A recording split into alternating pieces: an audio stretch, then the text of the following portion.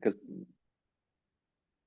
that was the whole point of coming into the now was, so to speak. Not that there's a point, but it's like, if you're going to say this isn't you and you don't have to give it the energy of attention, then I don't need to label it once I get there. Correct.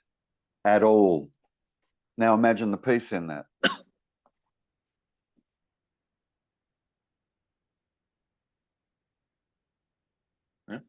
There's a calmness. There's a stillness in that. Now the mind just gets used when it needs to be used. If it's not needed to be used, it's just quiet. There's just stillness, calmness, peacefulness, if you like. It's just happening. Until a thought pops up. Oh, I need to do this. Oh, okay, off you go. And then that's...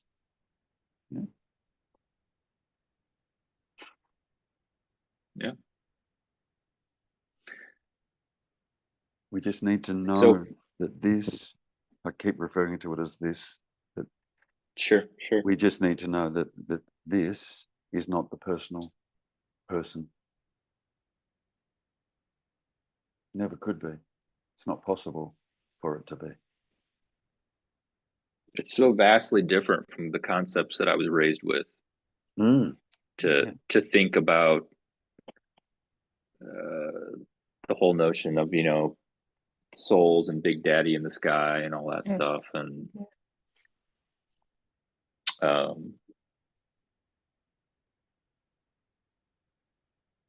because then I find myself wanting to, again, catching the thoughts. Like, you're sitting here, it's like, what does this mean about this then? I'm like, well, it doesn't matter. Like, you don't need to ask yourself questions about afterlives or things like that. Like, one thing that keeps coming for me is what happens when you go to sleep at night. I'm like, well, something's there to catch your dreams, to be aware of your dreams, right? Like, if I'm in deep sleep, like, I guess technically I exist because I woke up. I don't have a story going on, so it seems pretty black, but like, or what, even then, sitting here now is just running through a story about that. Every night when we go to bed and go to sleep, every night we die to the me. You have no clue. Like, you don't know if you're ever going to wake up again. You could die in your sleep, right? Heart attack, brain aneurysm, whatever. But every night we willingly get into bed and the me dies. We have no problem with that. We're going to picture it that way, but that's effectively what happens. Deep sleep, by the time you get into deep sleep, me's gone. Whilst you're in the dream state, there'll even be a dream character that arises in that dream, and you kind of still feel like you're somewhat there as such. Yeah. Then when that drops, now there's no dreaming, there's no me. It's dead, gone. But every night we get into bed and welcome deep sleep. We welcome it.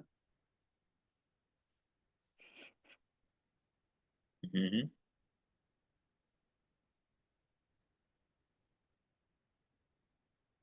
There's really not much to say.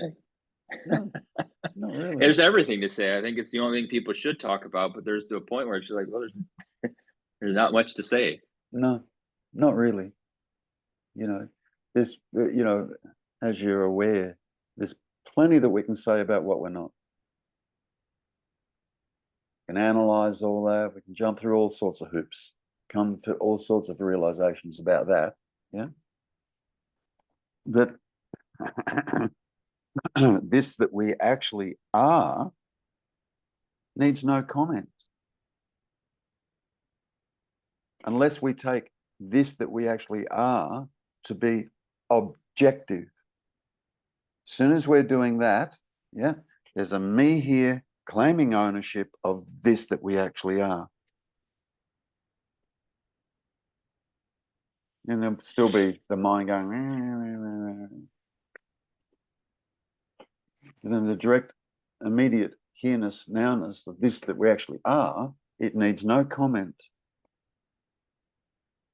It's not dependent on thoughts to be.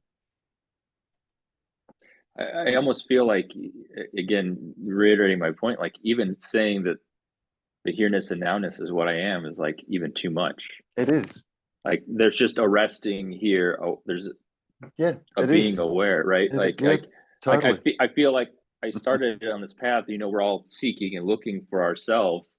It's like when you finally get to what is conceptually referred to as yourself, if you're really there, it's like it doesn't feel like a person. It's not a self. It's just here. Yeah. And can't be denied. You cannot Here. even there, yeah. You can't sit there and say I am not, because you'd have to be there to say I am not. It's that palpable, it's that real.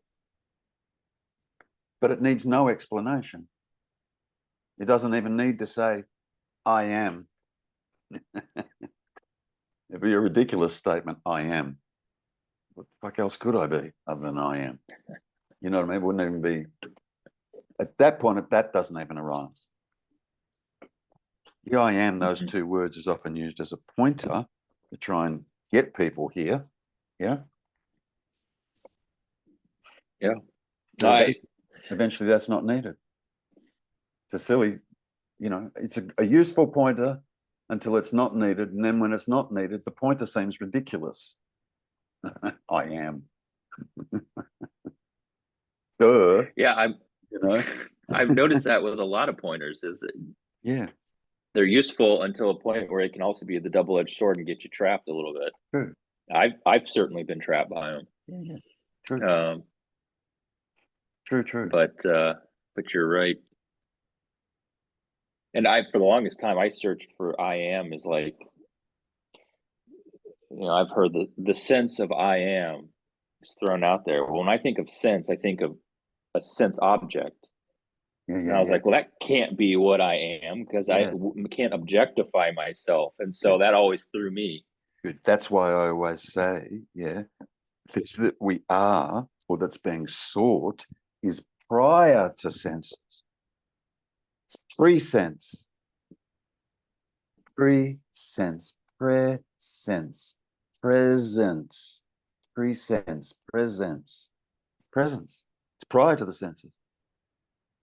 You couldn't have a sense feeling, if you like, or be aware of any senses if you first weren't being. Another way of putting it is you first weren't conscious. Yeah. So you're right, this is a sense of being that's objectifying it. So it's still a pointer when people say that, It's still a pointer. So understand that they're just trying to point. This is very difficult to point to. Yeah. It's the best we could do. With words, it's so difficult to point to it. That's why I spend so much time unraveling this idea of what we think we are. Because that we can do. Bang, bang, bang, bang, bang, bang, bang. Yeah. You let go, let go, let go, let go, let go, let go, let go, let go. You see. Start having realization after realization. Oh. Until eventually.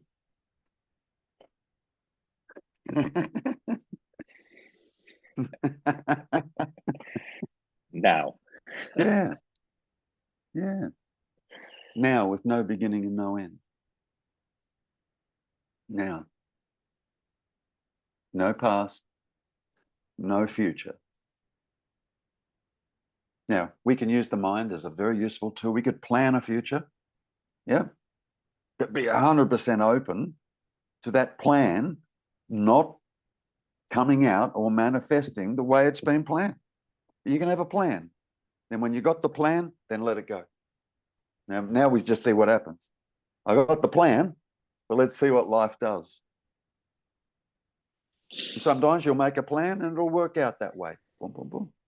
Oftentimes you'll make a plan and it just doesn't work out that way. Okay, it just wasn't meant to be that way. That's all. Okay, cool. I was thinking about that too. But as all of this is kind of unraveling here too, like I've got my job is there's some difficult and stressful situations for a lot of us that are happening right now. And I'm recognizing as I'm applying this discussion to life, um, recognizing that some of that might just be a natural unfolding. Some of it might be a push for a career change down the line that I wasn't expecting. Some of it, like you just, um, it also reminds me of the story I heard. You know, it's the whole story about like something bad happens. It's like someone says to a person, "Oh, that's terrible," and the person that's had something bad happen to him was like, "Well, you never know, because like Maybe. maybe a relative dies. It's like, oh, that's terrible. It's like, oh, but I inherited $1 million. Oh, that's great. Oh, but you got taxed out. Like it just keeps going. Like you never know. Like whatever, you know, and Maybe. Yeah. That's my favorite. maybe, Maybe. maybe, maybe. we, you know, You who can't knows? say. I mean, No, we you can't. desperately want things, though. I The know. mind desperately wants things. Yeah. But it has difficulty accepting that when we think it's all going to shit, it has difficulty accepting that as being, you know, the necessary for something new to happen. Something else is going to happen as a result of that. But we hang on to the shit. Oh no, it's terrible. It's I don't know. You know, as you get a bit older in life, you start to realize that all these events, like you were just saying, maybe, you know, like all these events that have happened in our life whilst we're going through them, we think it's dreadful, it's awful. You know, it's always in hindsight we look back and go, thank God that happened, or that happened, or that happened, or that happened. You know, and then we can start to, with some experience, we can start to use that in our life as things start to go curly or hair shaped. Yeah. Hang on. Let's see. Let's just, you know, maybe this isn't so bad. Maybe it is. Maybe I know. Maybe I don't know. Yeah, let's see.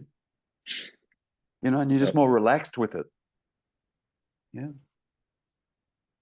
Creates less stress, less anxiety. Yeah. It's just an acceptance of what is.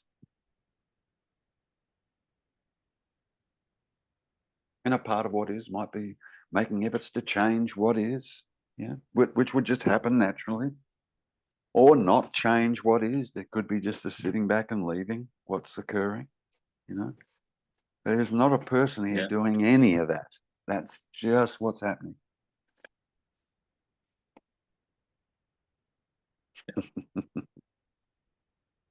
Yeah. So, you know, like, I'll send you the link after we're finished, but, you know,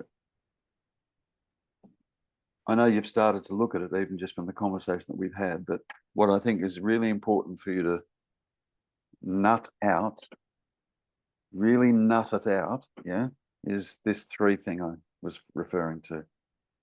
Thoughts that just happen, me and personal thoughts about thoughts just happening, and understand that this me and these personal thoughts are all just arising in all the thoughts that just happen. Yep. There's not 3 locations or 3 things happening. It's all just one, all arising in that. Yeah. Absolutely. I've come back to that many times throughout this last session. Yeah. And just see that. Yeah. Because if that's truly, truly, truly seen, there's nowhere else to go but here. Yeah. Yeah. And then so true. You'll find that this will just go quiet, Chris. It just goes quiet. It's like once you've seen, once you understand, yeah, this just naturally goes quiet. Yeah, it feels like you maybe even was. I mean, I guess it's a very subtle thought that feels like a reference point. It's not even necessarily it's like where I think I'm thinking from. Like if that makes sense. Yeah. It's a subtle like, oh, this is where I'm at and I'm viewing something from here. It's like, no, you got to catch that viewing, so to speak, because it's everywhere. Yeah. It's everything. It's not you know, if that makes sense. Yeah. There's no boundary. There's no location.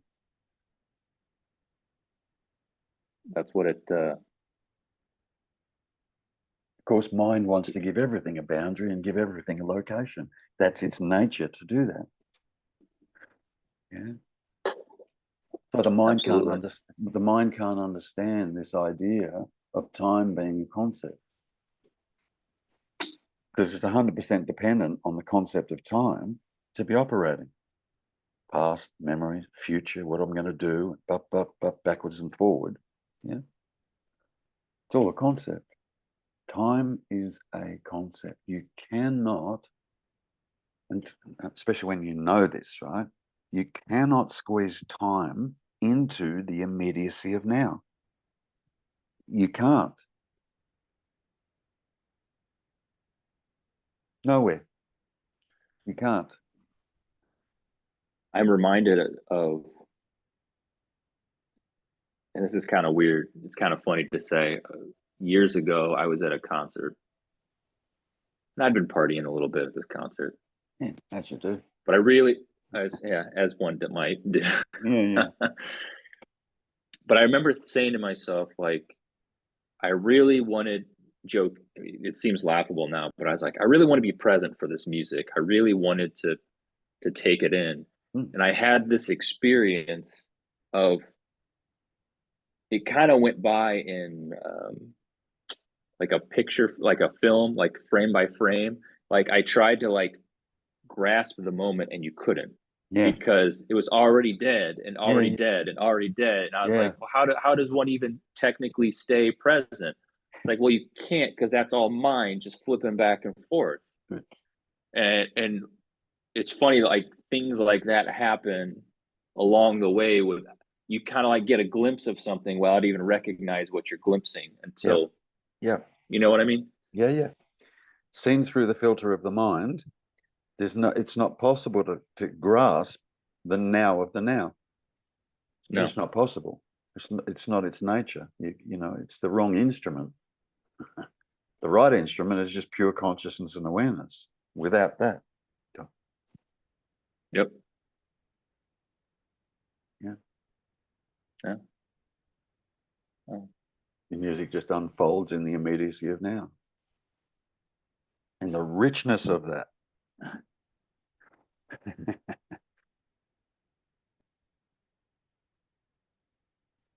So it goes. Yeah.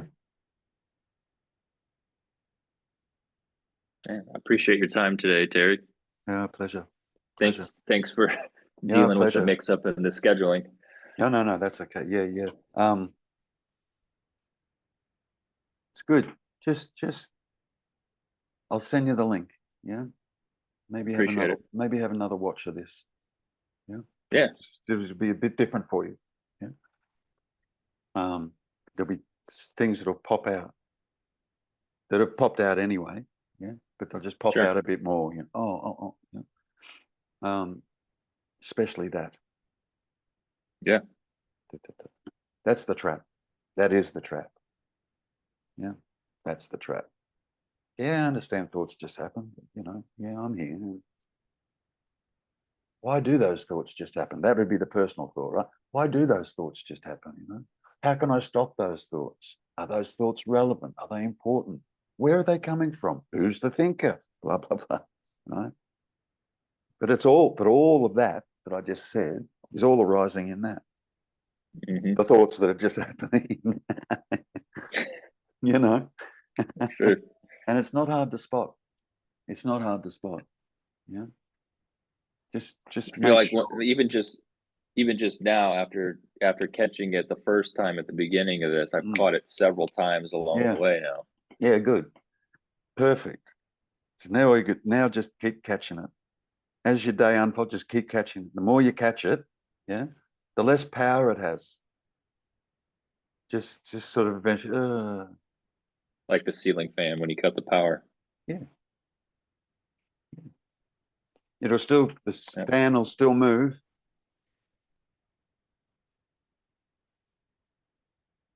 Eventually.